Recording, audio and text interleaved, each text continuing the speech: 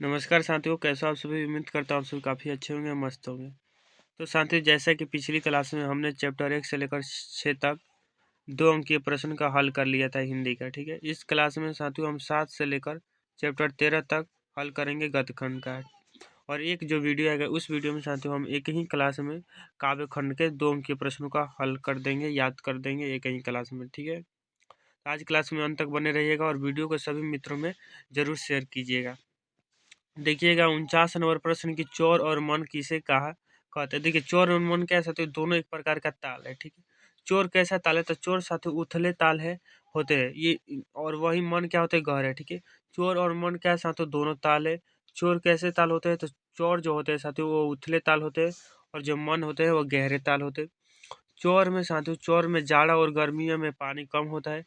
इन उसमें खेती हो भी होती है, मन गहरे और विशाल ताल होते हैं। ये एग्जाम यदि पूछ लिया जाए चौर और मन किसे कहा जाता है तो लिख दें चौर और मन दोनों ताल है। चौर उथले और ताल होते हैं और जबकि मन गहरे ताल होते हैं। इतना भी लिख दीजिए, काम हो जाएगा। इतना लिख दीजिए कि चौर में खेती भी होती है जबकि मन में खेती नहीं होती है। समझ में आ गया। आगे बढ़ते हैं, आगे बढ़िएगा। 50 नंबर प्रश्न है साथियों कि चंपारण क्षेत्र में बाढ़ की प्रचंडता का क्या कारण है। मतलब जो साथियों चंपारण क्षेत्र में जो इतना बाढ़ आ रहा है उसका क्या कारण। तो देखिए, चंपारण क्षेत्र में जो इतना बाढ़ है उसका मुख्य जो कारण है पेड़ों की साथियों हो रही तेजी से कटाई, मतलब जंगलों की कटाई। इतना लिख दीजिए कि चंपारण क्षेत्र में बाढ़ की प्रचंडता का सबसे जो बड़ा कारण है जंगलों की कटाई। इस कारण से तेजी से मिट्टी का कटाव हो जाता है।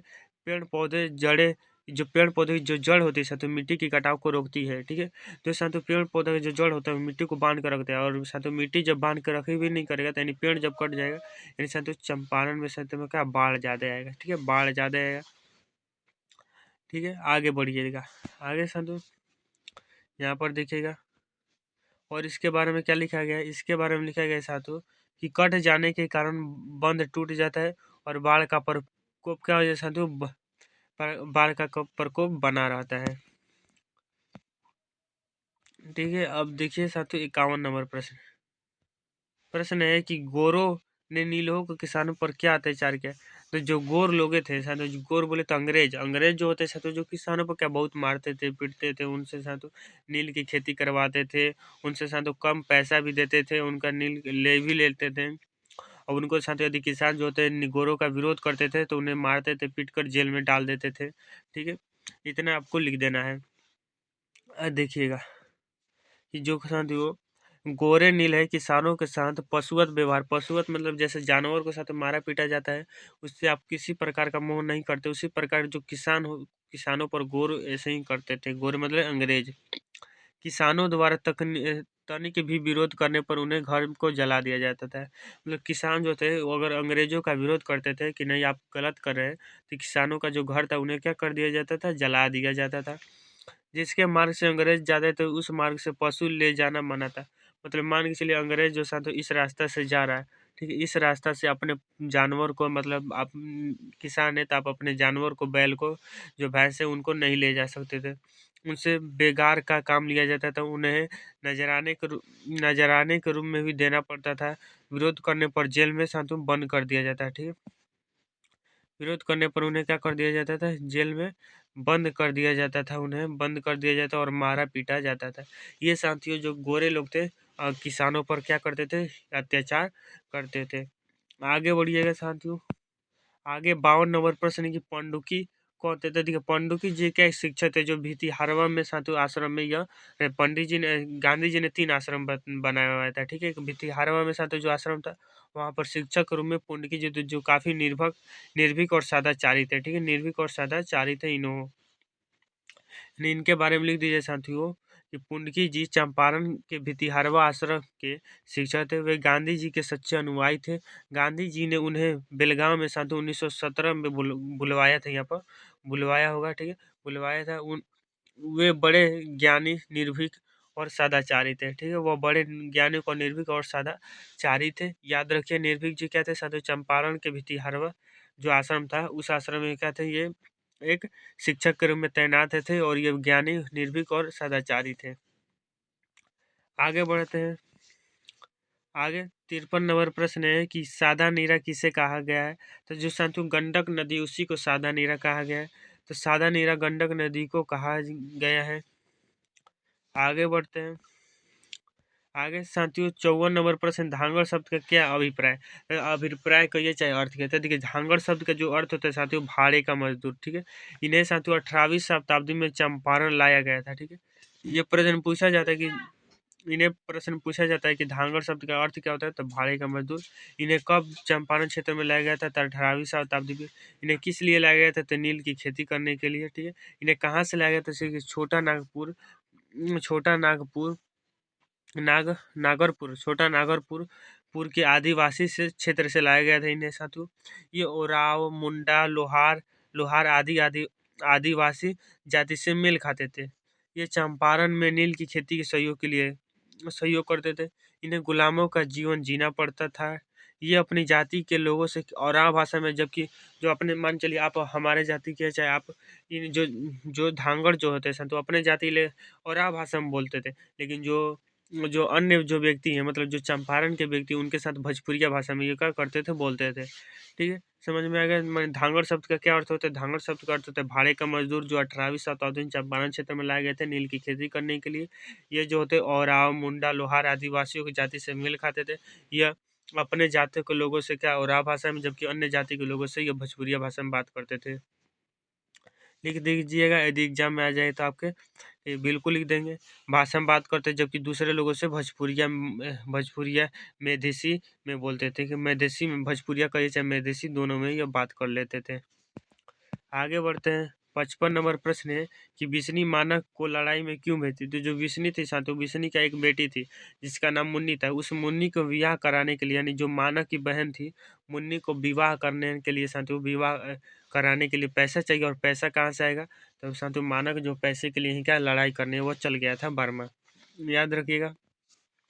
तो विष्णु अपनी बेटी की शादी करने के लिए धन उपार्जन मतलब धन को अर्जित करने के लिए अपने बेटे मानव को लड़ाई में भेजी थी, ठीक है। भेजी है, याद रखिएगा, ठीक है। मतलब एक सिंपल रूप से याद रखिए, मानव जो होता है अपने बहन की शादी कराने के लिए ही लड़ाई करने गया था, ताकि वहां से इसको कुछ पैसा मिल जाए।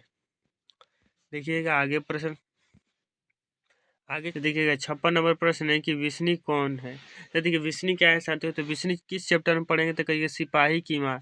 सिपाही की माँ जो एकांकी है, उस एकांकी पाठ की क्या है साथियों, यह एक विष्णु क्या है, पात्र है। पात्र बोले तो जो क्या है, मतलब उसमें इसका भी नाम है, ठीक है। यह मानक की माँ है साथियों।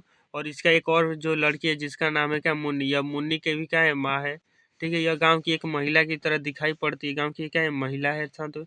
इतना इसके बारे में लिख दीजिएगा, ठीक है। इतना इसके बारे में आप लिख दीजिएगा, नहीं लिखिएगा साथियों इनके बारे में, कि विष्णु सिपाही की माँ है, वह ममता की प्रतिमूर्ति है।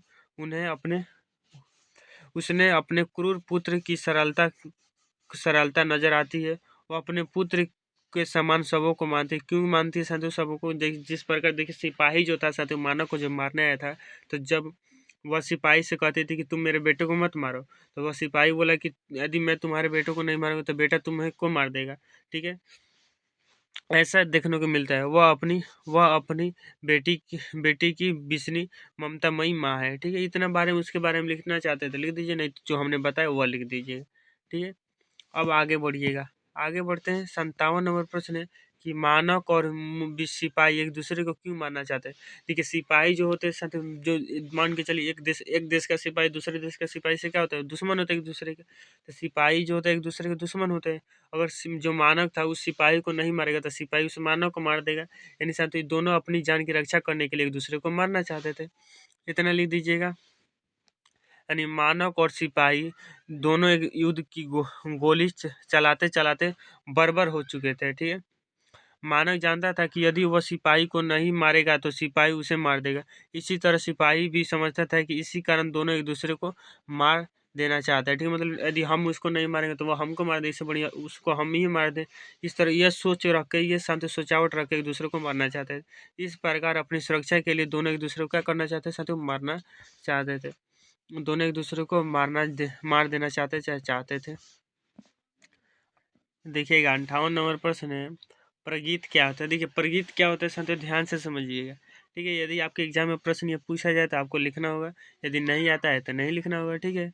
ठीक है, यानी देखिए उत्तर में आपको लिखना है कि आत्मपरक और वैराग्य का काव्य को प्रगीत कहा जाता है। इतना लिख दीजिएगा नंबर में। आत्मपरक और वैराग्य काव्य को प्रगीत कहा जाता है। और एक लाइन और लिखना चाहते हैं जिसे अंग्रेजी में लिरिक कहते हैं, ठीक है, अंग्रेजी में लिरिक कहते हैं, इतना लिख दीजिएगा साथी। क्या होता है, तो प्रगीत क्या होता है कि आत्मपरक और वैराग्य काव्य को प्रगीत कहा जाता है, जिसे अंग्रेजी में लिरिक कहा जाता है, अंग्रेजी में लिरिक कहा जाता है। इनमें समाज न सामाजिक यथार्थ की व्यक्तिगत होती है और न ही इनकी उसकी अपेक्षा करती है। यह तो नितांत व्यक्तिगत आत्मपरक और अनुभूति की अभिव्यक्ति है, ठीक है। इतना जो साथियों हमने बताया उतना ही लिख दीजिए, कि इतना आपको लिखना जरूरत नहीं है, ठीक है। इतना लिख दीजिएगा, आपको 2 नंबर मिल जाएगा, ठीक है। देखिएगा आगे। आगे 59 नंबर प्रश्न साथियों की हिंदी कविता में परगीत का स्थान निरूपित करते हैं। हिंदी कविता में जो परगीत का जो स्थान है साथियों, परगीत क्या होता है, तो लिरिक होता है, ठीक है। परगीत क्या होता है, लिरिक होता है। और इसका स्थान किसने निरूपित किया है, तो विद्यापति के आधुनिक काल तक के कवियों की रचना प्रगीतात्मक, जिसमें सामाजिक जीवन का भी चित्रण, जिसमें सामाजिक जीवन का भी चित्रण, मतलब जो विद्यापति है साथियों कविताओं का निरूपित किए हैं प्रगीतों के रूप में, ठीक है, जिसमें सामाजिक जीवन का चित्रण भी है। आगे बढ़िएगा। आगे 60 नंबर प्रश्न है कि काला काला के लिए सिद्धांत क्या है।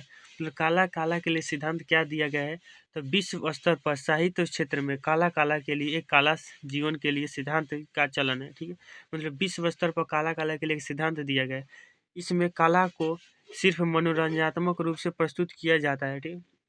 इसमें शास्त्रीय बातों पर अधिक ध्यान दिया जाता है, जैसे रीतिकालीन काव्य का इसका उदाहरण माना जाता है, ठीक है। यानी देखिए, यदि आपको एग्जाम में पूछ दिया काला काला सिद्धांत क्या है, तो काला काला सिद्धांत विश्व स्तर पर क्या है, एक सिद्धांत बनाया गया है, जिसमें कला को मनोरंजनात्मक रूप से मनोरंजन मतलब हंसने खेलने के लिए यह बनाया गया है, ठीक है। इसमें शास्त्रीय बातों को अधिक ध्यान दिया जाता है, इतना लिख दीजिएगा। काला काला के लिए सिद्धांत यही है, मतलब मनोरंजनात्मक रूप से कला का उपयोग करना, इसमें शास्त्रीय बातों को अधिक ध्यान दिया जाता है, शास्त्रीय बातों का अधिक ध्यान दिया जाता है।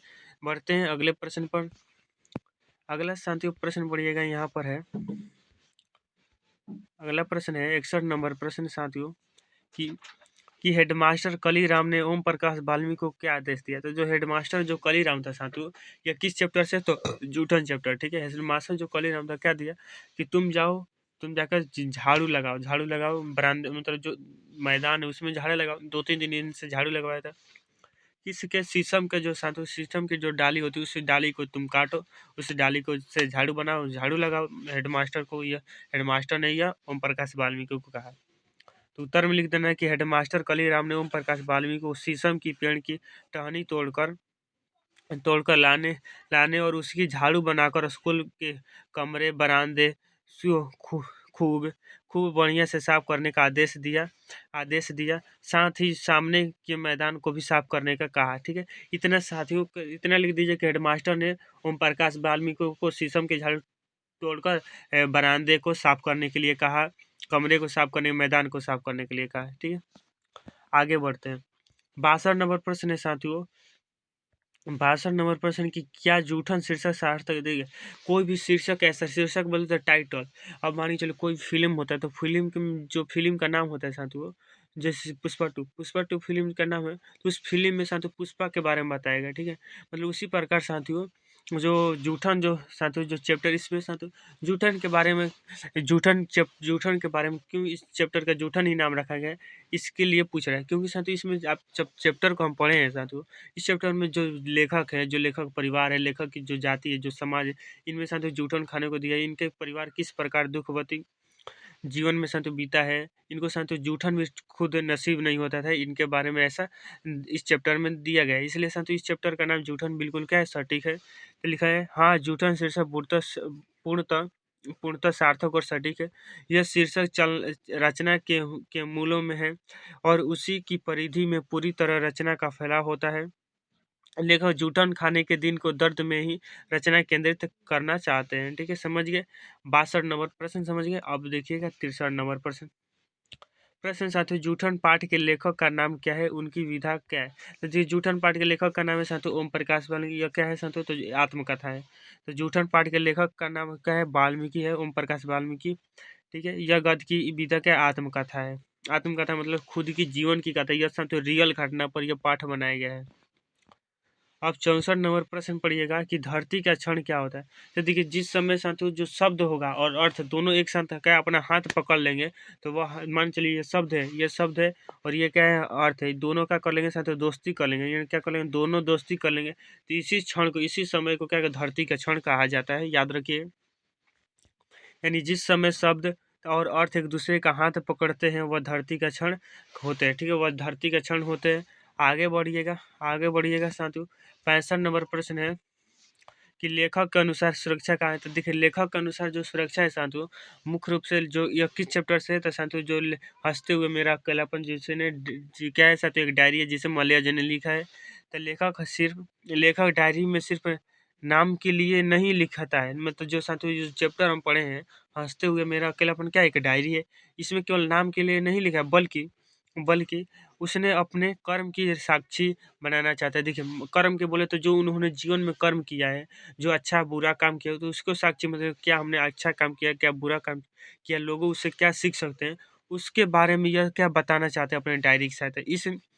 इसमें वह अपनी सुरक्षा देखते हैं। मतलब देखिए, यहाँ तक एग्जाम में यदि पूछा जाएगा प्रश्न, तो यहाँ तक लिखिएगा। ठीक है, यहाँ तक लिखिएगा जो लेखक अपनी सुरक्षा डायरी लिखने में जानते समझते हैं, क्योंकि डायरी लिखने में वो आप केवल अपने अपने दिनचर्या को नहीं, बल्कि अपने कर्म की साक्षी, क्या उन्होंने अच्छा काम किया, क्या उन्हें से लोग उससे सीख सकते हैं, इसलिए डायरी को में अपनी क्या सुरक्षा देखते हैं। ठीक है, नहीं लिखते, बल्कि वो अपने कर्म की साक्षी बनाना चाहते हैं, इसी में वो अपनी सुरक्षा देखते हैं। इतना लिख दीजिएगा। ठीक है साथ, इतना लिख दीजिए, हो जाएगा। यदि आपको और भी और भी इसमें ज़्यादा लिखना है, तो लिखिएगा साथ। वास्तव में लेखक के लिए डायरी आत्मनिर्माण का प्रमाणिक अंतरंग सच है। उसकी डायरी के शब्द विलास में बदले आत्मसंघर्ष है। यह उसकी सुरक्षा है। ठीक है, यह उसकी क्या सुरक्षा है। आगे बढ़ सकते हैं। आगे साथियों, तिरछ किसका प्रतीक है। देखिए, तिरछ क्या है साथियों, जो शहरी संस्कृति उसका प्रतीक है। ठीक है, तो संवेदन शून्य अमानवीय शहरी संस्कृति का प्रतीक तिरछ है। इतना भी लिख दीजिएगा, काम हो जाएगा। हमारे जीवन में निराधेय मानने की भी हो महत्वपूर्ण भूमिका होती है। मरे हुए सांप आदि की कुछ कीड़े मकोड़े चांदनी के ओस में पुनः जीवित हो उठते हैं। इतना ये नहीं लिखना है, ये लाइन आपको एग्जाम में नहीं लिखना है। ठीक है साथियों, अब देखिएगा आगे। जो तिरछ होता है साथियों, बड़ी विषैला होता है, वह हमेशा प्रतिरोधक लेने की ताकत में रहता है। इस प्रकार निरंकुश क्रूर नगरीय जीवन की दृष्टि का प्रतीक तिरछ है।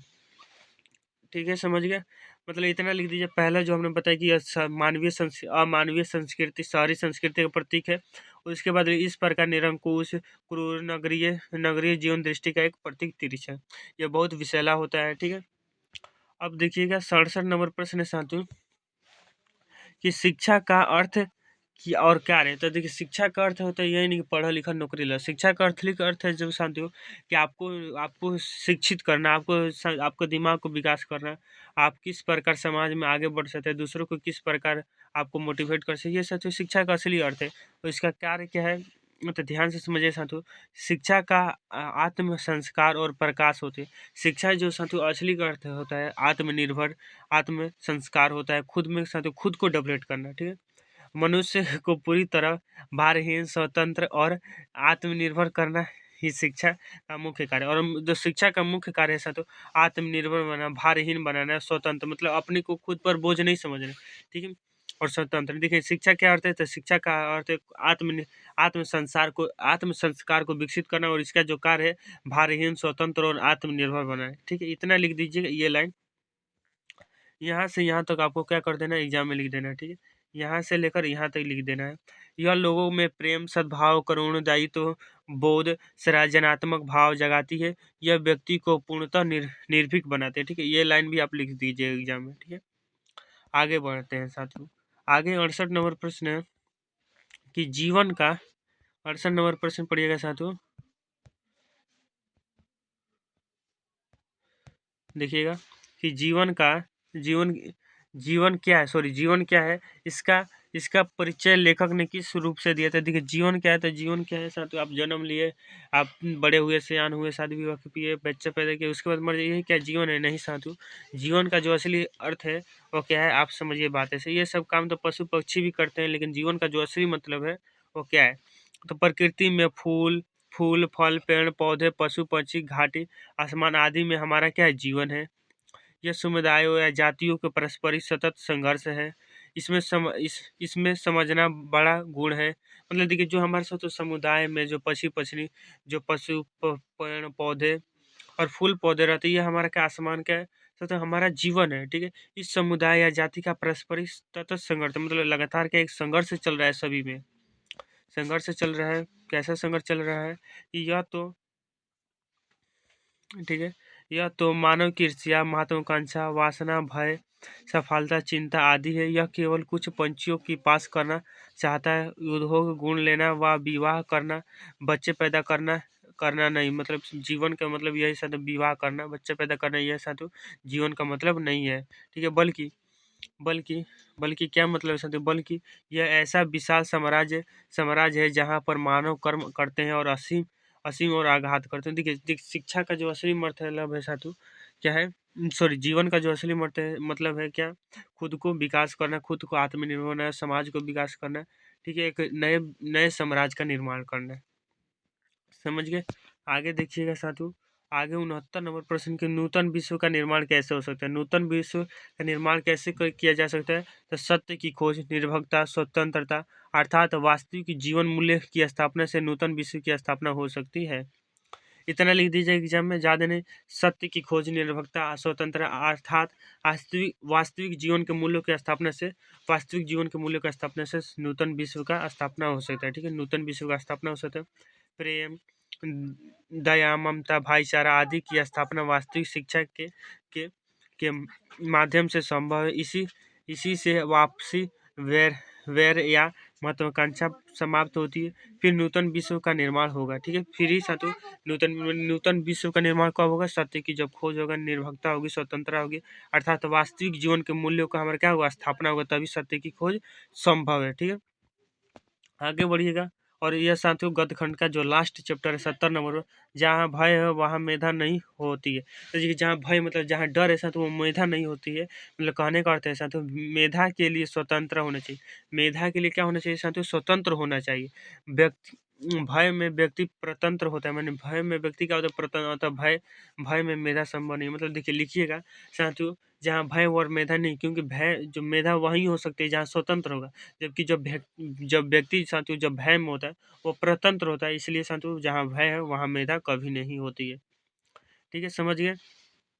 तो साथियों क्लास कैसे लगी? क्लास अच्छी लगी तो आपको क्या करना है? सभी दोस्तों में शेयर करना है और वीडियो को लाइक कर चैनल को साथियों सब्सक्राइब कर लेना। ठीक है साथियों, मिलते हैं नेक्स्ट क्लास में, जिस क्लास में साथियों हम एक चैप्टर से लेकर 13 चैप्टर के 2 अंकीय प्रश्नों का हल करेंगे। तो तैयार रहिए उस मैराथन क्लास के लिए। धन्यवाद।